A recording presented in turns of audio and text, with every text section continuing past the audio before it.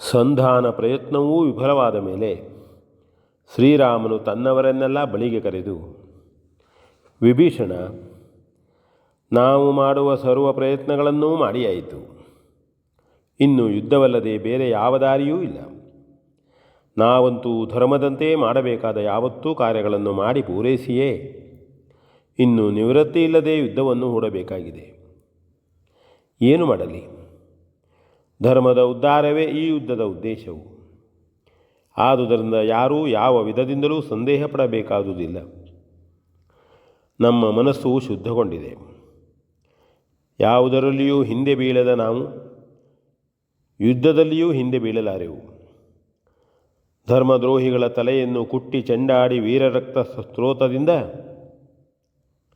ಸ್ವರ್ಣ ಲಂಕೆಯ ಪುಣ್ಯಭೂಮಿಯನ್ನು ಪರಿಶುದ್ಧಗೊಳಿಸಿ ಆ ಮೂಲಕ ಲಂಕೆಯ ಧರ್ಮಸಿಂಹಾಸನವನ್ನು ಪ್ರತಿಷ್ಠಾಪಿಸುವುದೇ ನಮ್ಮೆಲ್ಲರ ಗುರಿಯಾಗಿರಲಿ.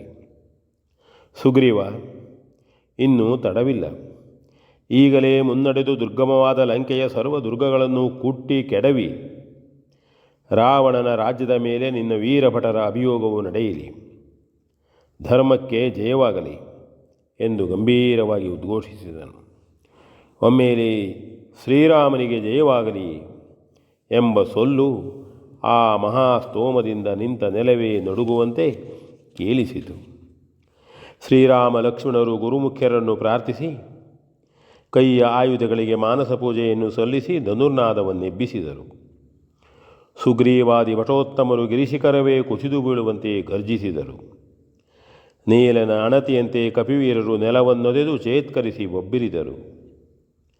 ಚಾತುರಂಗದ ವ್ಯವಸ್ಥೆಯಂತೆ ಸೇನೆಯು ಸನ್ನಿಹಿತವಾಗಿ ಶ್ರೀರಾಮನಿಗೂ ಸುಗ್ರೀವನಿಗೂ ವಂದನೆಯನ್ನು ಸಲ್ಲಿಸಿತು. ಸೇನಾಂಗ ರಕ್ಷಕರು ಸನ್ನದ್ಧರಾದರು. ಸುಷೇಣನ ಶುಶ್ರೂಷಾ ದಳವು ಪ್ರತ್ಯೇಕಿಸಲ್ಪಟ್ಟಿತು.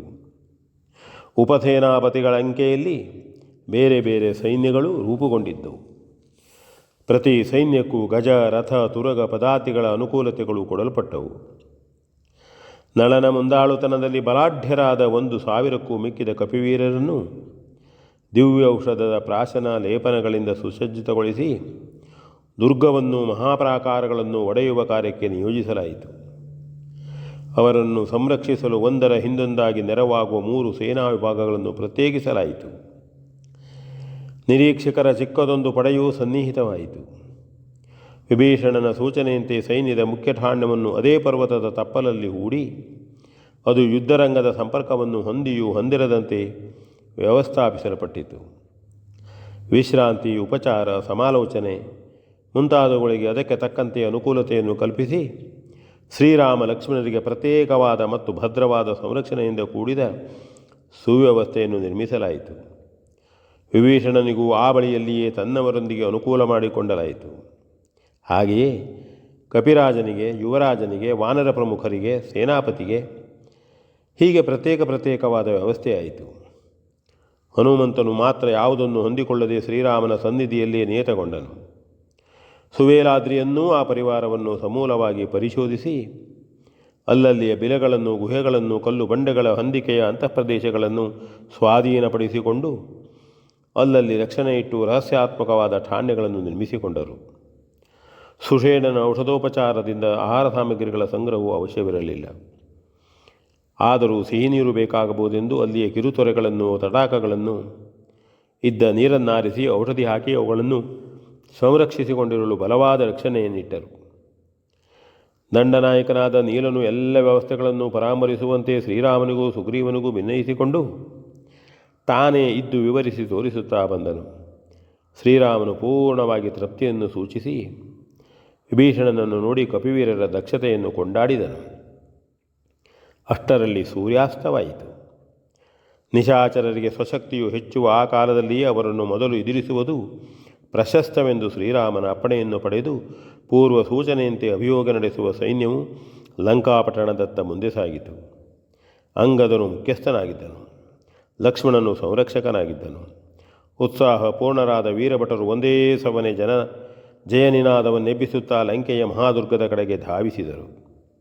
ದುರ್ಗವು ಭದ್ರವಾಗಿ ಮುಚ್ಚಲ್ಪಟ್ಟು ರಕ್ಷಣಾ ಸೈನ್ಯವು ಒಳಗಡೆಯೇ ಉಳಿದಿತ್ತು. ಕಪಿವೀರರು ಕೈಬಾಯಿಗಳಿಂದಲೂ ಕೈ ಆಯುಧಗಳಿಂದಲೂ ಒಂದೇ ಸವನೆ ಕೋಟೆಯನ್ನು ಕುಟ್ಟಿ ಪುಡಿ ಮಾಡಲು ತೊಡಗಿದರು.